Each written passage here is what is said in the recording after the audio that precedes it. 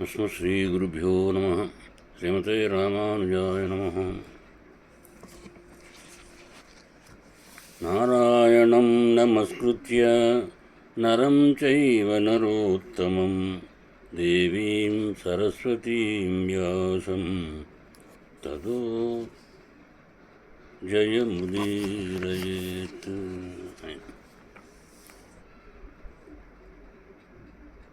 ఇప్పుడు నిన్నటి రోజు వరకు మనం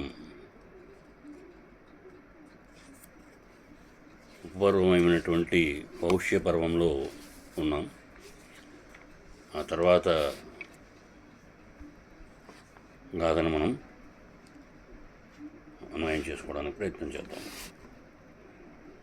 తముత్తంకః ప్రత్యువాచ కృతక్షణైవాస్మి శీఘ్రమిచ్చామి యదోపపన్నమన్న ఉపస్కృతం భవతేతి సతదేత్యుక్త్వా యదోపవన్నే అన్నేవైవం భోజయామాస అని ఉత్తంకుడు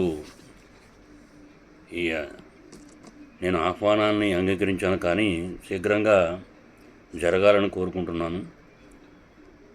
మీ వద్ద సిద్ధంగా ఉన్నటువంటి ఆ పరిశుద్ధమైనటువంటి అన్నాన్ని వడ్డించండి అనడం జరిగింది.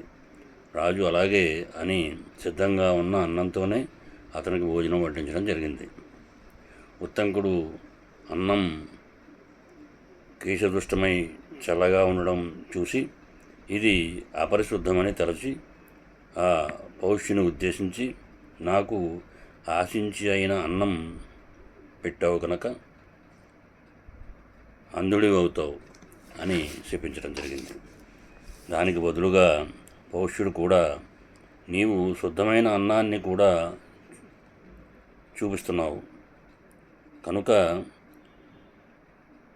అనవచ్చుడు అవుతావు అని చెప్పి ఆయన శపించడం జరిగింది. అప్పుడు ఉత్తంకుడు రాజుతో ఇలా అనడం జరిగింది.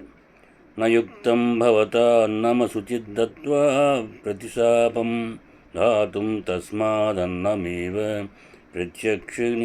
ప్రత్యక్షీకుడు తత ప్రాప్య పౌష్యస్తదన్నమశుచిం అశుచిం దృష్ట్వా తస్యాత్ శుచిభాన మత్పరోక్షయమాన అని శుచిభావనుపరోక్షమాన అంటే మీరు అపవిత్రమైనటువంటి అన్నం పెట్టి పైగా ప్రతిశాపడం ఇవ్వడం కూడా ఉచితంగా లేదు. అందుచేత ముందు అన్నాన్ని పరీక్షించండి అన్నాడు. వెంటనే పౌష్యుడు అన్నం చూచి అది అపవిత్రమైనదిగా తెలుసుకొని దానికి కారణాన్ని ఆరా చేయడం జరిగింది. ఆ అన్నాన్ని జుట్టు విరబోసుకున్న స్త్రీ తయారు చేసిందని, అప్పటికే చాలాసేపు కావడం వలన చల్లారిపోయిందని తెలుసుకోవడం జరిగింది. అందుకని అది తల వెంట్రుకతో కూడి అశుచి అయిందని తలచి ఆ ఉత్తంక మహర్షిని ఇలా ప్రార్థించడం జరిగింది. భగవన్నేతజ్ఞానాదన్నం సకేశముపాహృతం శీతం తత్క్షామయే భవంతం నభవేయస్ముంద ఇది తం ఉత్తంకః ప్రత్యువాచ అని. అంటే మహాత్మా, కేశదుష్టమైనటువంటి చల్లనైనటువంటి అన్నం తెలియకుండానే మీకు నేను వడ్డించడం జరిగింది. తమరు నన్ను క్షమించండి, నేను గుడివాణ్ణి కాలేను అన్నాడు. అతనికి ఉత్తంకుడు ఇలా ప్రతి సమాధానం ఇవ్వడం జరిగింది. రాజా, నేను అసత్యమాడను. నీవు అంధుడవై అచిరకాలంలోనే శాపవిముక్తుడు అవుతావు. నీవు నాకు ఇచ్చిన శాపం కూడా అలాగే జరగకుండేటట్టు చెయ్యి అనడం జరిగింది. అతనికి సౌమ్యుడు పౌష్యుడు ఇట్లా సమాధానం ఇచ్చడం జరిగింది. శాపం మరల్చడానికి నేను అశక్తుడను. నా కోపం ఇంకా చల్లారలేదు. అయినా మీకు ఈ విషయం తెలియనదా? బ్రాహ్మణుని మనసు వెంటనే కరిగిపోతుంది. వాక్కు మాత్రం పదునైన అంచుగల కత్తి లాంటిది. కానీ ఈ రెండు క్షత్రువుని యందు వ్యతిరేకం. వాక్కు నవనీతం, హృదయం పదును అని చెప్పడం జరిగింది. ఈ విధంగా ఇలాంటి స్థితిలో తీక్ష్ణ హృదయం కలిగి ఉండడం వలన ఆ శాపాన్ని మరొకలా మార్చడానికి నేను అసక్తులను వెళ్ళిరా. ఇలా అనగానే ఉత్తంకుడు, అన్నం అశుచిగా ఉందని చూచిన నీవు నన్ను బ్రతిమాలావు, కానీ అంతకుముందే నీవు అన్నావు, అంటే దుష్టం కాని అన్నాన్ని దూషించావు కాబట్టి అనవచ్చుడు అవుతావని. అన్నం దుష్టమే కాబట్టి ఈ శాపం నాకు తగలదయా అని చెప్పడం జరిగింది. ఇక మేము వెళ్తున్నాం అని చెప్పి ఉత్తంకుడు ఆ 2 కుండలను తీసుకుని బయలుదేరడం జరిగింది. దారిలో ఒక నగ్న క్షపణకుడు, దిగంబరుడైన భిక్షువు ఒకసారి కనపడుతూ ఒకసారి కనపడకుండా మాటిమాటికి తనని వెన్నంటి రావడం ఉత్తంకుడు గమనించడం జరిగింది. ఇలా కొంత దూరం వెళ్ళాక ఉత్తంకుడు ఉదక కృత్యాలు, అంటే స్నాన సంధ్యావందనాదులు నిర్వర్తించడం కోసం అని చెప్పి ఆ కుండలాలను నేలపై పెట్టి వెళ్ళి వాటిని చేసుకోసాగాడు. ఈలోగా ఆ క్షపణకుడు త్వరగా సమీపించి ఆ కుండలాలను తీసుకుని పారిపోయాడు. ఉత్తంకుడు నీటిని సమీపించి అర్ఘ్యప్రదానం నిర్వర్తించి శుచి అయి నియతితో దేవతలకు గురువులకు నమస్సులు అర్పించి మిక్కిలి వేగంతో అతనిని వెంబడించడం జరిగింది. అయితే వెంబడించిన అతనికి తక్షకుడు అతి సమీపానికి వచ్చాడు. అతడు ఇతనిని పట్టుకున్న వెంటనే అతడు ఆ రూపాన్ని విడిచి తక్షక రూపాన్ని ధరించి వెంటనే నేల మీద కనిపిస్తున్న ఒక పెద్ద కన్నంలో దూరిపోవడం జరిగింది. తక్షకుడు నాగలోకానికి చేరుకుని తన మందిరానికి వెళ్ళిపోవడం జరిగింది. అంతటా ఉత్తంకుడు ఆ రాణి మాటలు గుర్తుకు తెచ్చుకుని ఆ తక్షకుని అనుసరించడం జరిగింది. అతడు ఆ బిలాన్ని ఒక కట్టెతో తవ్వాడు, కానీ ఫలితం లేకపోయింది. అలా కష్టపడుతున్నటువంటి అతనిని ఇంద్రుడు చూశాడు. తన వజ్రాయుధాన్ని పంపించాడు. ఇంద్రుడు వజ్రాయుధంతో వెళ్ళు, ఆ బ్రాహ్మణుడికి సహాయం చేయని అన్నాడు. వజ్రం కట్టెలో ప్రవేశించింది. ఆ బిలాన్ని తవ్వడం జరిగింది. ఆ బిలంలోనికి ఉత్తంకుడు ప్రవేశించడం జరిగింది. అలా బిలం ద్వారా లోపలికి ప్రవేశించినటువంటి అతడు నాగలోకాన్ని చూశాడు. అది ఎల్లలు లేనిది. అనేక రకాలైన ప్రాసాదాలతోటి, భవనాలతోటి, మంజూరులతోటి కల పెద్ద పెద్ద మండపాలతోటి, వందల కొద్దీ ద్వారబంధాలతోటి సంకులమై ఉన్నదని అర్థమైంది. ఆశ్చర్యకరమైనటువంటి చిన్న పెద్ద క్రీడా స్థానాలతో వ్యాపించి ఉన్నది. అక్కడక్కడ ఆ నాగులందరినీ ఈ శ్లోకాలతో స్తోత్రం చేయడం జరిగింది. అట్లాగా ఐరావతం మొదలైనవి రాజులుగా ఉన్నవి. అట్లాగే యుద్ధాలలో రాణించేవి, మెరుపు చేత వాయువు చేత ప్రేరేపింపబడి వర్షించేటటువంటి నల్లని మేఘమాల వలె సంచరించేవి. ఆ సర్పాలు ఈ రకంగా కనబడటం జరిగింది. సురూప బహురూపాశ్చ తదా కల్మాషకుండలాః ఆదిత్యవర్ణా అపకృష్టే రేజైరైరావతోద్భవాః అని అందమైనటువంటి ఆకృతులు, అలాగే అనేక రూపాలు ధరింపదగినవి, చిత్ర వర్ణాల కుండలాలు కలిగినవి ఆ ఐరావత వంశం నుండి ఉద్భవించినటువంటి ఆ నాగులు ఆకాశంలో ఆదిత్యం వలె ప్రకాశించడం చూశాడు. గంగా తీరానికి ఉత్తరంగా అనేకమైనటువంటి నాగా నివాసాలు ఉన్నాయి. అక్కడ నివసించే గొప్ప గొప్ప నాగులను కూడా స్తోత్రం చేయడం జరిగింది అని చెప్పడం. ఐరావతం తప్ప సుగురుని కిరణ సైన్యంలో విహరించాలని కోరుకునేవారు కూడా వేరెవరు? ఐరావత నాగుని సోదరుడు ధృతరాష్ట్రుడు సూర్యునితో కలిసి వెళ్ళేటప్పుడు 28,008 సర్పాలు సూర్యుని గుర్రాలకు కళ్ళాలుగా అమరింటాయిట.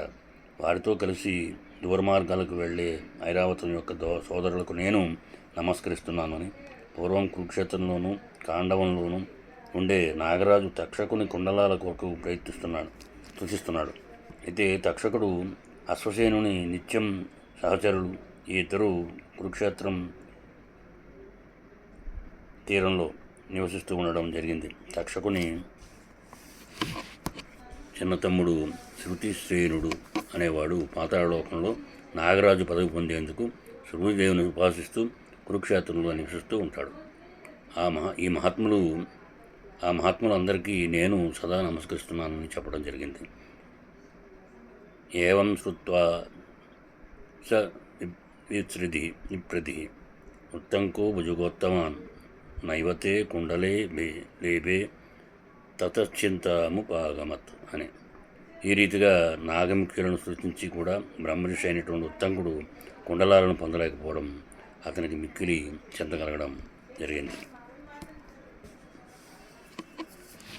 ఈ విధంగా నాగులను ఈ రీతిగా స్తోత్రం చేసినప్పటికీ కూడా ఆ 2 కుండలాలను పొందలేకపోయినటువంటి సమయంలో ఉత్తంకుడు మగ్గం మీద వడుగునూలు ఎక్కించి పట్టనేస్తున్న 2 స్త్రీలను చూడటం జరిగింది.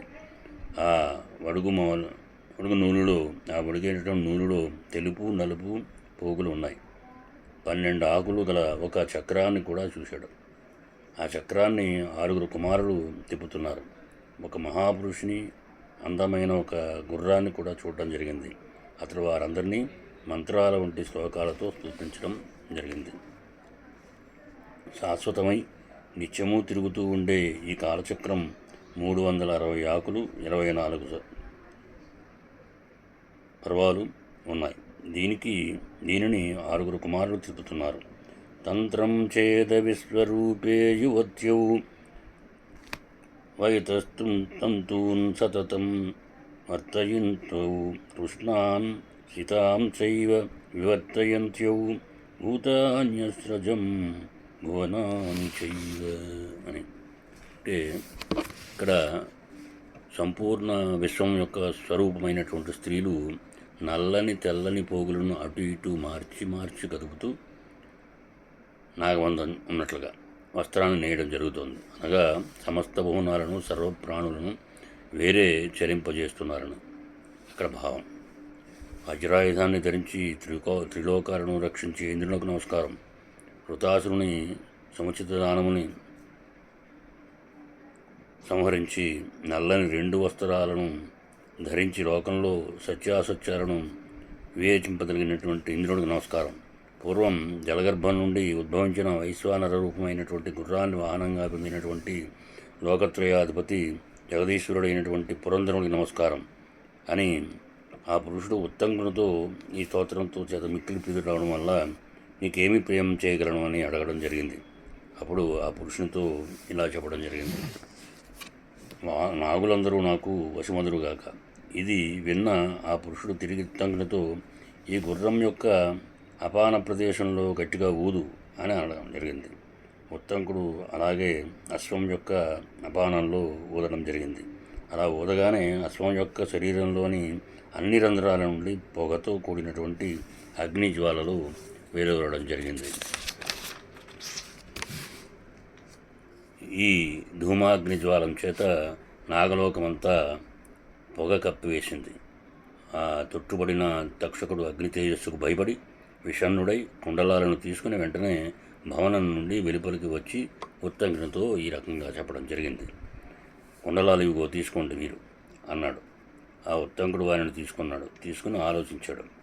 నేడే గురుపత్ని యొక్క పుణ్యక వ్రతం కదా, నేను చాలా దూరం వచ్చాను, ఆమె ఎలా సత్కరించగలను అని అనుకుంటున్న అతనితో ఆ పురుషుడు ఈ రకంగా అనడం జరిగింది. ఉత్తంక, ఈ గుర్రాన్నే ఎక్కు, నిన్ను క్షణకాలంలో గురుకులానికి చేర్చుతుంది అని అనడం జరిగింది. అతడు అలాగే అని చెప్పి ఆ గుర్రాన్ని ఎక్కి గురుకులానికి వచ్చి చేరడం జరిగింది. గురుపత్ని స్నానం చేసి కురుడు ఆరబెట్టుకుంటూ కూర్చుని ఉత్తంకుడు ఇంకా రాలేదు అని అనుకుంటుండగానే అతనికి శాపం వారిని మనసులో అనుకుంటూ ఉండగానే ఈలోగానే ఉత్తంకుడు గురుకులానికి ప్రవేశించడం జరిగింది. గురుపత్నికి నమస్కరించడం కూడా జరిగింది. ఆ కుండలాలను ఆమెకు ఇవ్వడం, ఆమె అతనితో ఇలా అనడం మనకి కనిపిస్తోంది. ఉత్తంక, నీవు సరైన సమయంలో సరైన చోటికి వచ్చావు వత్స, నీకు స్వాగతం. నీవు అపరాధం చేయలేదు కనుక నేను శపించలేదు, నీకు శుభాలు కలుగుతాయి, సిద్ధిని పొందుతావు అని ఈ రకంగా ఆ గురుపత్ని ఉత్తంకుడిని ఆశీర్వదించడం జరిగింది. మిగిలినది తర్వాత మనం అన్వయం చేసుకుందాం. కృష్ణం వందే జగద్గురుం.